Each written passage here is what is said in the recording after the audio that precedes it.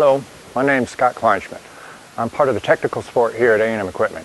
I'm going to show you the 211 coffee machine, how to price it, and some quick cleaning tips on it. Inside, there's two buckets. On a fresh brew, you'll have a grounds bucket and a waste pail. Always keep these empty.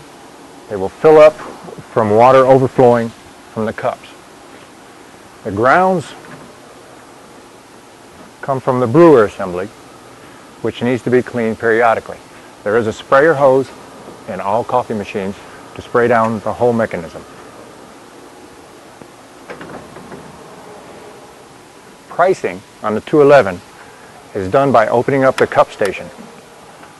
The mode button is located on the control board here, marked service mode. Press the button one time, go to the front, enter the selection you wish to set, A1.